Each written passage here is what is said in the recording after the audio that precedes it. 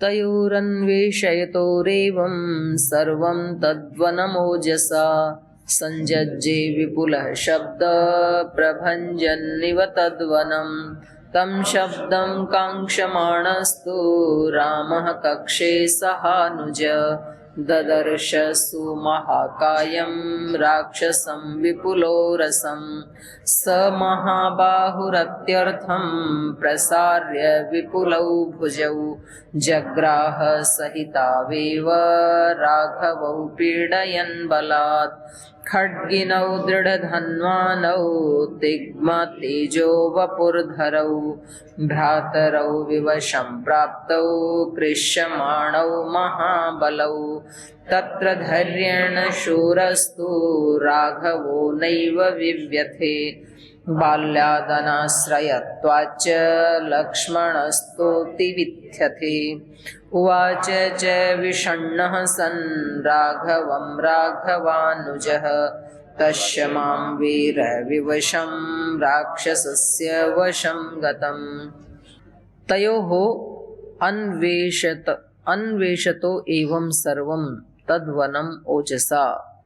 तो जब ये उस वन को खोज रहे थे उन दोनों के द्वारा अन्वेषतो हो अन्वेषण करते हुए खोज करते हुए एवं सर्वम तद्वनम ओजसा ओजस्वी दोनों भाइयों के द्वारा जब माता सीता की खोज की जा रही है संजज्जे विपुलः शब्दः प्रभंजन इव तद्वनम। तो उसी समय एक विपुल शब्द एक बड़ी भयंकर सी आवाज तद्वनम प्रभंजन इव मानो उस वन को कंपा देने वाली कंपायमान कर देने वाली एक ऐसी ध्वनि इनको संजज्जे सुनाई दी।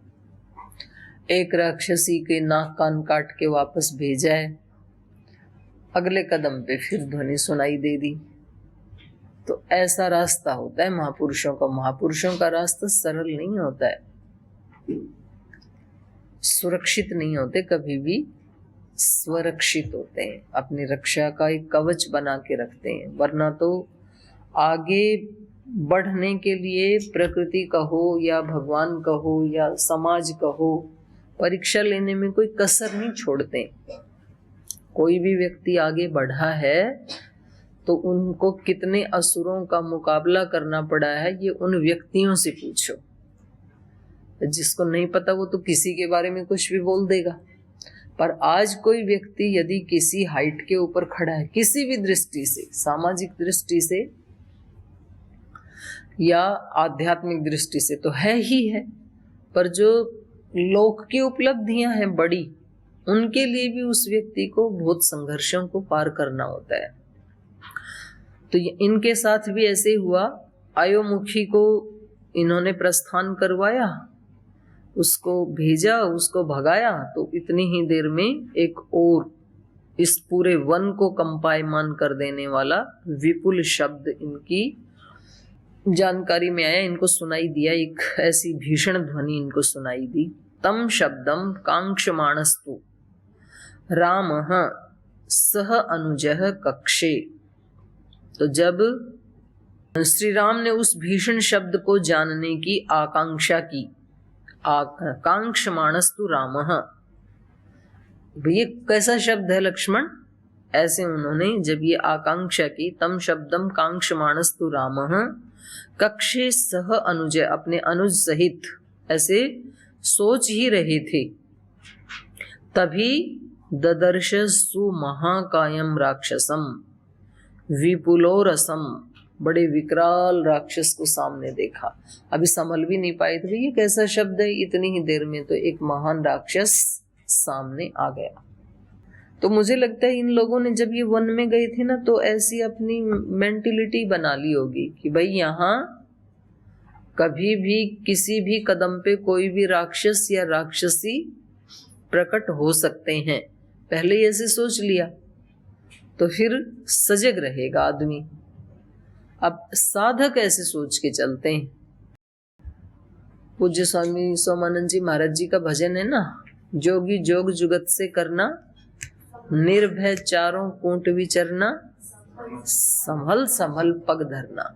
ये संभल संभल पग धरने वाली जो बात है ना, ये वही बात है। एक एक कदम फूक फूक के रखता है साधक, पता नहीं अगले ही कदम के ऊपर कौन व्यक्ति, कौन परिस्थिति, कुछ भी घटित हो सकता है। इस क्षण इस कक्ष में बैठे हुए जो एक बहुत ही शांत, सुव्यवस्थित, भरा पूरा संसार हमारे पास है, अगले ही क्षण कुछ भी हो सकता है। आप कक्ष से बाहर निकलो तब तक भी दुनिया बदल सकती है। ऐसा है ये जगत, एक ही क्षण में कुछ से कुछ हो सकता है। तो भाई जो सज्ज रहते हैं तो वो तो फिर उससे पार चले जाते हैं, सज्ज नहीं है तो बस फिर यात्रा वहीं रुक जाती है। फिर ऐसा होता है ना, किसी व्यक्ति के जीवन में कोई ऐसी घटना आई, बस फिर जीवन वहीं रुक जाता है, उससे आगे बढ़ नहीं पाता है। और जो पहले से ही सज्ज थे भी, यहाँ कहीं भी कोई भी राक्षस राक्षसी आ सकते हैं, सज्ज हैं वो पहले से ही, तो फिर वो उसको क्रॉस करके आगे बढ़ जाते हैं। तम शब्दम कांक्षमाणस्तु राम कक्षे सहानुज ददर्श सुमहाकायम राक्षसम विपुलोरसम। विपुल उरसम, विपुल विकराल है, उरस जिसका, वक्षस्थल जिसका, तो ऐसा एक महान काय राक्षस सामने आ गया। स महाबाहु रत्यर्थ प्रसार्य विपुलौ भुजौ जग्राह सहितौ एव राघवौ पीडयन बलात्। तो जैसा इसका नाम ही है, विपुल उरसम, वक्षस्थल विपुल है जिसका, भयानक है, भयंकर है, तो उसकी भुजाएं भी ऐसी ही होंगी। जिसका वक्षस्थल इतना विशाल है तो भुजाएं भी बहुत बड़ी हैं, तो इसका नाम है महाबाहु, बहुत बड़ी बाहु हैं जिसकी, ऐसा है ये राक्षस। तो इसी राक्षस की तुलना करते हुए आजकल भी लोग कह देते हैं, जैसे कोई किसी राजनेता आदि के बच्चे को पकड़ ले तो फिर वो बोलता, आपको पता है हमारी भुजाएं कितनी लंबी हैं, गवर्नमेंट में मेरा पिता एमपी है या एमएलए है या कोई बड़े ऊंचे पद पे है, तो आपको पता है हमारी भुजाएं कितनी लंबी हैं। या बोल देते हैं शासन की भुजाएं कितनी लंबी हैं, माने बहुत लंबी। तो लंबी का मतलब यही है कि वो किसी को भी अपने कंट्रोल में कर सकते हैं। तो ऐसा ही है ये महाबाहु भी। महाबाहु विपुलौ भुजौ प्रसार्य राघवौ सहितौ, राघवौ पीडयन बलात् सहितौ एव जग्राह। दोनों को साथ साथ ही लपेट लिया, दोनों भाइयों को, दोनों को पीड़ा देते हुए, राम और लक्ष्मण दोनों को पीड़ा देते हुए ये जो महाबाहु नाम का राक्षस है, कबंध नाम का राक्षस है, इसने राम और लक्ष्मण को बलपूर्वक अपनी भुजाएं फैला करके उनको जग्राह पकड़ लिया। खंडिनौ दृढ़ धन्वानौ तिग्म तेजो वपुधरौ भू। और क्योंकि इनके हाथों में तो धनुष थे, तो हाथ में खड्ग लिए हुए, खड्गिनौ दृढ़ धन्वानौ तिग्म तेज वपुधरौ, जो दोनों भाई अत्यंत तेजस्वी थे, हाथ में खड्ग लिए हुए इस राक्षस ने उन दोनों भाइयों को, जिनके हाथ में दृढ़ धनुष थे, दृढ़ धन्वानौ, और तेजो वपुधरौ, जो बहुत तेजस्वी जिनके शरीर हैं, ये तो राम लक्ष्मण के लिए विशेषण है। भ्रातरौ विवशम प्राप्तौ कृष्यमाणौ महाबलौ। यद्यपि महाबली हैं लेकिन तो भी कैसे हैं, कृष्यमाण हैं इस समय, और इसकी पकड़ में आकर के तो और कृष्यमाण हो गई, तो ये उनके विवश हो गए। विवशम प्राप्तौ कृष्यमाणौ महाबलौ, दोनों महान बलशाली, बहुत तेजस्वी दोनों भाई जो है वो विवश होकर के इनकी पकड़ में आ गए, कबंध नाम के राक्षस की भुजाओं की पकड़ में आ गए, पकड़ लिया दोनों को। तो कभी कभी ऐसे भी होता है, बलवान व्यक्ति भी कुछ क्षण के लिए राक्षस की पकड़ में आ जाता है। तत्र धैर्येण शूरस्तु, क्योंकि असुर का बल कभी भी कम नहीं आंकना चाहिए, बहुत बलशाली होते हैं असुर भी, हमारे अंदर वाले भी, बाहर वाले भी। अंदर वाले भी बहुत शक्ति का ह्रास करके चले जाते हैं जिस समय जागृत होते हैं, बाहर वाले भी कर सकते हैं, सावधान नहीं है तो वो भी ह्रास कर देते हैं। तत्र धैर्येण शूरस्तु राघवौ नैव विव्यथे। अब देखो यहाँ पर पहले जो परिस्थिति सामने आई माता सीता के आहरण वाली, उसमें लक्ष्मण जी थोड़ा धैर्यवान दिखाई देते हैं और श्री राम शोकाकुल दिखाई देते हैं। यहाँ उल्टा हो गया। तत्र धैर्येण शूरस्तु राघव न विव्यथे। राघव मतलब श्री राम, श्री राम के पास क्योंकि धैर्य ज्यादा है, तो धैर्य के कारण, धैर्य के कारण राघव कैसे हैं, विव्यथ, वो ज्यादा व्यथित नहीं हुए। यद्यपि वो भी असुर के हाथ में है, राक्षस के हाथ में, उसके कब्जे में है, बंधन में है, लेकिन तो भी वो ज्यादा व्यथित नहीं हुए। लेकिन बाल्याद अनाश्रयत्वाच्च, बाल्यात धैर्य की दृष्टि से बचपना होने के कारण, छोटा होने के कारण, लक्ष्मण जी छोटे हैं श्री राम से, और अनाश्रयत्वाच्च, श्री राम का भी आश्रय नहीं है, क्योंकि उनकी शक्ति क्या थी, श्री राम ही उनकी शक्ति है, श्री राम ही उनके आश्रय हैं। और जब श्री राम भी बंधन में हैं तो वो कैसे हो गए, अनाश्रय। बाल्याद अनाश्रयत्वाच्च लक्ष्मणस्तु अति विव्यथे। तो इस समय अनाथ, अनाश्रित होकर के और बाल्यात धैर्य आदि की दृष्टि से, उनमें बचपना होने से, अज्ञान होने से वो अति विव्यथे, अत्यंत दुखी हो गए, अत्यंत पीड़ित हो गए। अच्छा, लक्ष्मण जी का अत्यंत पीड़ित होने का एक कारण ये भी है कि श्री राम राक्षस के कब्जे में है, मतलब वो यदि राक्षस की पकड़ में आए तो उनको कम व्यथा होगी, लेकिन क्योंकि अपने भाई के ऊपर तो वो थोड़ा भी कष्ट नहीं आने देना चाहते हैं, और अब क्योंकि वो तो असुर के उसमें है, विवश हो गए हैं पकड़ में, तो इसलिए उनकी व्यथा डबल हो गई, एक अपने कारण और दूसरा अपने भाई के कारण। तो जिनके प्रति अत्यंत प्रीति होती है तो हम उनको कभी भी फिर दुखी नहीं देख सकते हैं। तो पहले तो हम ध्यान ही रखते हैं, जिनका हम सम्मान करते हैं, जिनके प्रति हमारी श्रद्धा है, हमारी भक्ति है, तो पहले तो हम कोशिश करते हैं कि भाई कोई भी ऐसा आचरण व्यवहार ना करें जिससे कि इनको कष्ट हो। और फिर कभी यदि उनको हो भी जाए कष्ट तो फिर वो हमें व्यथित करता है, हमें अच्छा नहीं लगता। हम यही चाहते हैं कि उनको कोई भी कष्ट ना हो।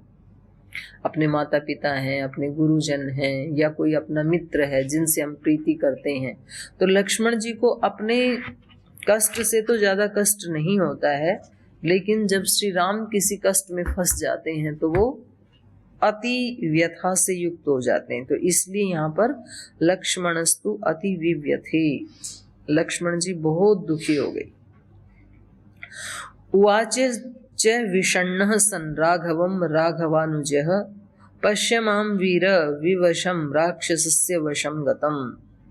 और विषण्णः सन्, बहुत ही निराश हताश होकर के, राघवानुजः राघवम उवाच, जो लक्ष्मण जी हैं वो श्री राम को कहते हैं, पश्य माम वीर, हे वीर आप देखिए, मेरी दशा को देखिए। विवशम राक्षसस्य वशम गतम, विवश होकर कैसे मैं इस राक्षस के वश में हो गया हूँ, आप मेरी दीनता को देखिए, ये क्या हो गया। मयैकेन विनिर्युक्तः परिमुञ्चस्व राघव, मां हि भूतबलिं दत्त्वा पलायस्व यथा सुखम्। अधिगन्तासि वैदेहीम् अचिरेणेति मे मतिः, प्रतिलभ्य तु काकुत्स्थ पितृपैतामहीं महीं। तत्र मां राज्यराजस्थ स्मर्तुम् अर्हसि सर्वदा। लक्ष्मणेनैव मुक्तस्तो रामः सौमित्रिम् अब्रवीत्, मास्मत्रासं कृथा वीर न हि त्वदृग्विषीदति एतस्मिन्नन्तरे क्रूरो भ्रातरौ रामलक्ष्मणौ पप्रच्छ घननिर्घोषः कबन्धो दानवोत्तमः कौर्वां वृषभस्कन्धौ महाखड्गधनुर्धरौ घोरं देशमिमं प्राप्तौ मम भक्षौ उपस्थितौ ततः श्रुत्वा लक्ष्मणो वाक्यं प्राप्तकालं हितं तदा उवाचार्ति समापन्नो विक्रमे कृतनिश्चयः त्वां च मां च पुरातूर्णम् आदत्ते राक्षसाधमः तस्मादसिभ्याम् अस्यासु बाहुचित्या वहै गुरु। तो लक्ष्मण जी दुखी होकर के कह रहे हैं, मया एकेन विनिर्युक्तः परिमुञ्चस्व राघव। हे राघव, आप मुझे अकेले को इसको सौंप दीजिए राक्षस को। मया एकेन विनिर्युक्तः, विशेष रूप से इसके साथ युक्त करके, इसको सौंप करके, हे राघव परिमुंचस्व, आप मुक्त हो जाइए। माम ही भूत बलिम दत्वा, मेरे को ही इस राक्षस के लिए बलि दे करके, पलायस्व यथा सुखम, आप यहाँ से भाग जाइए, आप निकल जाइए इसके हाथों से, मुझे सौंप दीजिए, आप संघर्ष ना करें। तो ऐसे ही होता है जब हम किसी से प्रीति करते हैं ना, तो हमें लगता है कि भाई इनको कोई कष्ट नहीं होना चाहिए, इसीलिए वो ज्यादा दुखी थे। और अधिगंतासी वही देहिम अचिरेण इति में मति, कह रहे हैं कि आपको अचिरेण वही देही अधिगंता असी, आपको बहुत जल्द माता सीता प्राप्त हो जाएंगी, आप उनको अधिगत कर लेंगे, आप उनको पा लेंगे, ऐसा में मति, ऐसा मुझे लग रहा है। मुझे लग रहा है कि बहुत शीघ्र ही आप माता को ढूंढ निकालेंगे। प्रतिलभ्य च काकुत्स्थः पितृ पैतामहीम महीम, और पितामह आदि के द्वारा इस पृथ्वी को आप प्राप्त करके, क्योंकि अभी वनवास तो इस साल में खत्म हो ही जाएगा, 14वां वर्ष था ना ये, तो सीता माता मुझे पता है बहुत जल्द आपको मिल जाएगी, और फिर माता सीता को लेके आप अयोध्या चले जाना, और जो हमारे पितामह दादा परदादाओं की जो ये धरती है, जमीन है, राज्य है, तत्र माम रामः राजस्थ स्मर्तुम अर्हसि सर्वदा, तो वहां जाकर के आप राज्य सिंहासन पे बैठ जाना, और बस आप मेरे को भूलना मत, मेरा स्मरण रखना। तो मतलब सरेंडर कर दिया है एक तरह से, वैचारिक दृष्टि से। लक्ष्मणेन एवं उक्तस्तु रामः सौमित्रिम अब्रवीत। थोड़ी देर पहले स्थिति ऐसी थी कि छोटे वाला भाई बड़े वाले को हिम्मत दे रहा था, अभी स्थिति ऐसी है कि बड़े वाला छोटे को दे रहा है। ऐसे ही होना चाहिए, क्योंकि जब कोई एक व्यक्ति थोड़ा डाउन जाने लगे तो दूसरा उसको उभार ले, इसी का नाम संबंध है, इसी का नाम परिवार है, इसी का नाम कुटुंब है। जो ऋषि बोलते थे ना वसुधैव कुटुंबकम, तो वो सारी वसुधा के लोगों को ऐसे ही उभारने की कोशिश करते थे। जैसे महाराज जी वेलनेस सेंटर में या योगग्राम निरामयम में जो भी रोगी आते हैं, तो किसी किसी का रोग तो बहुत भयानक होता है, तो वो यहाँ ठीक क्यों हो जाते हैं? तो बाकी की औषधियां तो एक तरफ हैं ही हैं, योग, आयुर्वेद, नेचुरोपैथी, यज्ञ, एक्यूप्रेशर, पेंचर वगैरह वगैरह, श्रृंगी आदि। सबसे बड़ी बात यह है कि उनको आते ही महाराज जी उभार लेते हैं मानसिक रूप से। आप रोगी नहीं हो, आप योगियों की संतान है, आप बिल्कुल ठीक हो जाएंगे। वो पूछते हैं जी बिल्कुल सचमुच? तो महाराज जी बोलते हैं 200%, 200%। और जब वो बेचारे हॉस्पिटल में जाते हैं डॉक्टरों के पास, तो वो क्या कहते हैं? बोले ये रोग ठीक नहीं हो सकता, आपको जीवन भर दवा खानी पड़ेगी। तो व्यक्ति ठीक होता तो भी नहीं हो पाएगा, क्योंकि उसके घुटने तो वैसे ही टूट गए बेचारे के, डिमोरलाइज कर दिया ना उसको, तो उसका तो उत्साह जिसका टूट गया, तो उत्साह बंधाना, किसी को उभारना कि आप कर पाओगे, तो ये भी बहुत बड़ी शक्ति होती है। तो ये जो साधु संत होते हैं वो ऐसे किसी भी दुखी व्यक्ति को, विवश व्यक्ति को, रोगी को वो धैर्य दे देते हैं। तो आगे तो भाई जीवन मृत्यु ईश्वर के हाथ में है, पर कुछ क्षण के लिए जरूर वो व्यक्ति अच्छा महसूस करता है। तो यहाँ पर लक्ष्मण जी थोड़ा सा डाउन हो गए। उनको लग रहा है कि भाई ये इतना महाबाहु है, दोनों को एक साथ इसने पकड़ लिया है तो छूटना मुश्किल है। तो वो कह रहे हैं जी आप मेरे को इनकी बलि चढ़ा दो, भूत बलि के रूप में चढ़ा दो, और आप छुट करके और जल्दी से माता सीता की खोज करके उनको साथ लेकर के आप अयोध्या चले जाइए, और वहां पर आपका राज्याभिषेक होने पर बस आप मेरे को स्मरण रखना कि कोई आपका छोटा भाई आपके साथ वन में गया था सेवा के लिए। तो जब उन्होंने ऐसे बिल्कुल ही मतलब हथियार डाल दिए तो फिर श्री राम उनको बता रहे हैं, लक्ष्मणेन एवं उक्तम तु राम सौमित्रिम अब्रवीत मास्म त्रासम कृथा वीर। हे वीर, त्रासम मां कृथा, भयभीत मत हो, नहीं त्वादृग विषीदति, तेरे जैसे वीर को दुखी होने का अनुमति नहीं है। आप वीर हो ना, तो आपको दुखी नहीं होना चाहिए, आपके लिए नहीं है ऐसी शब्द ये। एतस्मिन् अनन्तरे क्रूरो भ्रातरौ राम लक्ष्मणौ पप्रच्छः घन निर्घोष कबंधः दानवोत्तमः। तो जब वो ऐसे बात कर रहे थे दोनों भाई आपस में, तब दानवों में उत्तम कबंध उसने घन निर्घोष, बड़ी डरावनी सी क्रूर ध्वनि करके, और पप्रच्छ भ्रातरौ राम लक्ष्मणौ, ऐसा जो क्रूर दानवोत्तम कबंध है उसने इन दोनों भाइयों से पूछा। क्या पूछा? कौ युवाभ्याम वृषभस्कंधौ महाखड्ग धनुर्धरौ। अच्छा, इसको तो पता भी नहीं है कौन है, कबंध को नहीं पता। कौ, आप दोनों कौन हैं जिनके वृषभस्कंधौ, वृषभ के समान जिनके कंधे हैं, माने बलिष्ठ स्कंध वाले। कौ युवाम वृषभस्कंधौ महाखड्ग धनुर्धरौ घोरम देशम इमं प्राप्तौ। किसने भेज दिया आप दोनों को इस घनघोर वन में? इतने बलवान हो, इतने वृषभ के समान बलिष्ठ आपके कंधे हैं, और धनुष और खड्ग आपने धारण किया है। महाखड्ग धनुर्धरौ वृषभस्कंधौ कौ युवाम इमं घोरम देशम प्राप्तौ।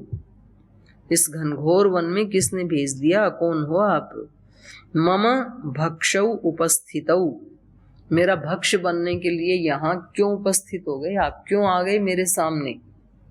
मेरा तो काम है, मेरे सामने जो शिकार आता है उसको मैं खा जाता हूँ, तो आप यहाँ आए क्यों? और कौन हो तुम? क्योंकि यहाँ तो कोई अपनी मर्जी से आता ही नहीं है।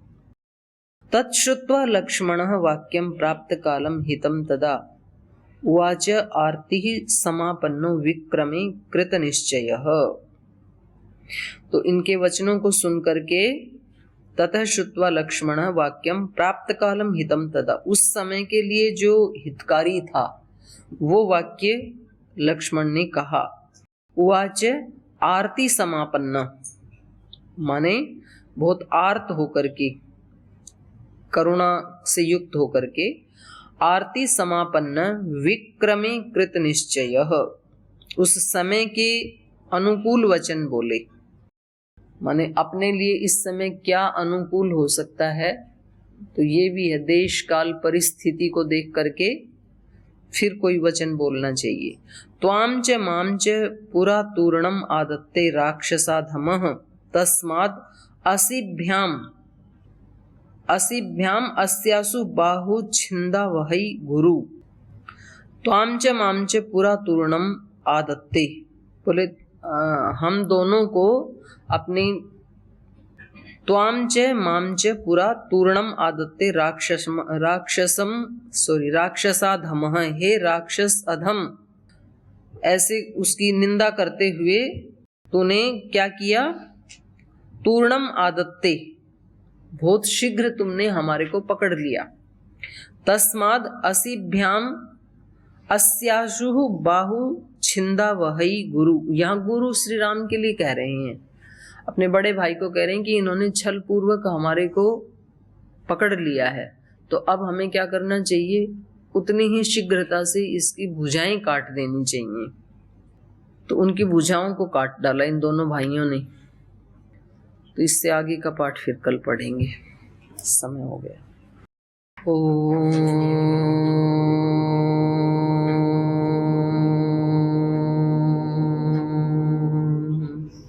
शांति शांति शांति ही।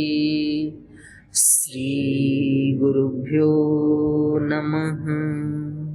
हे हृदयेश्वर, हे सर्वेश्वर, हे प्राणेश्वर, हे परमेश्वर, हे हृदयेश्वर, हे सर्वेश्वर, हे प्राणेश्वर, हे परमेश्वर, हे समर्थ, हे करुणा सिंधु, हे समर्थ, हे करुणा सिंधु, विनती स्वीकार करो, विनती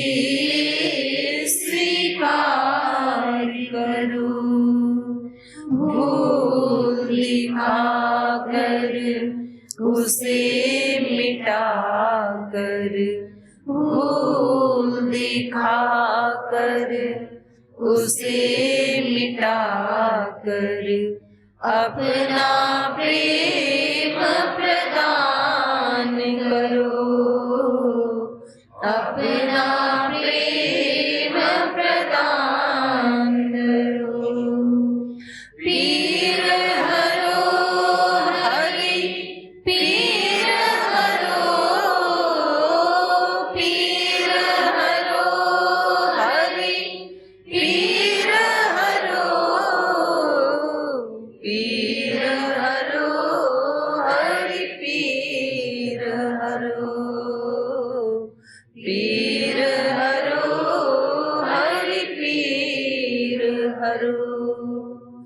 हे हृदयेश्वर, हे सर्वेश्वर, हे प्राणेश्वर, हे परमेश्वर, हे प्राणेश्वर, हे परमेश्वर, हे प्राणेश्वर, हे परमेश्वर।